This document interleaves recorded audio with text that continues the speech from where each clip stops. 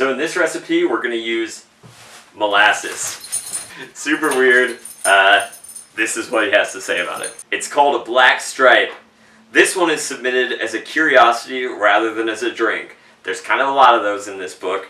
I think this guy just doesn't actually like mixed drinks.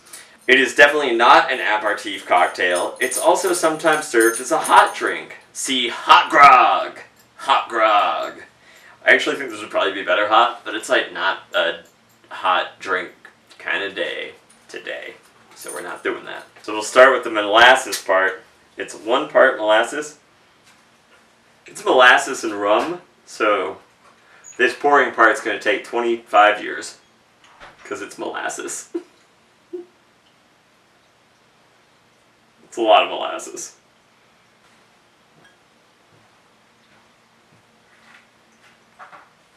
I'm hoping the water helps rinse this out. Look at all this. We got 1 part water. I really hope this mixes well. I mean, the water is sort of thinning it out really quick, so that's good. And we have 3 parts Jamaican rum. So this is actually a fairly reasonable drink if you're using the small part of the jigger. Unlike a lot of these, it's not like better to split between 2 to 20 people. So we're using Myers for our Jamaican rum. We also have Appleton's, but I feel like with molasses, the Myers is probably better. Now for the other 2 parts, I could just do the big one, but I'm trying to rinse out all this freaking molasses out of this small guy with the liquids I'm using. And that's 3. Woo! Alright, that actually is helping. Still, I don't know if you can tell, this is quite a lot. Still very thick in there. I'm going to shake this up without ice first, so that hopefully, I think that with sugars, if you add cold, it'll thicken it up, and I'm hoping that this will like sort of get the molasses mixed in better. And then I'm going to add ice. So this is kind of crazy. Something about the molasses, like, it's like it's fermenting in real time or something, because the lid of this shaker keeps wanting to pop off. Now pour it. It's going to be super dark. That looks like a porter beer straight up, like very much so.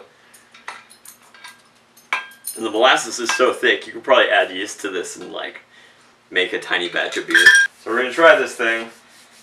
As you can see, it's not like a ton of liquid. This is very dark. It's like sludge. Kind of like Coke.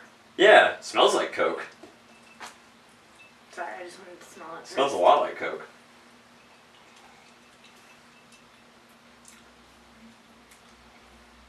I mean, it tastes good, but it's so sweet. Like, the rum's already sweet. Oh, it's way too sweet. Yeah, like, I think if you... Oh, it's not good. Yeah, I might add lime juice and, like, unflavored seltzer, and then I bet it will taste like a Coke. That's just weird. We're gonna try it, and I'm not gonna report my findings. Bye! I lied. Quick update. It's way better with a little bit of seltzer water. And just like top off your glass with seltzer water, splash a lime. It's actually pretty good that way. Boom! I lied. This is an update.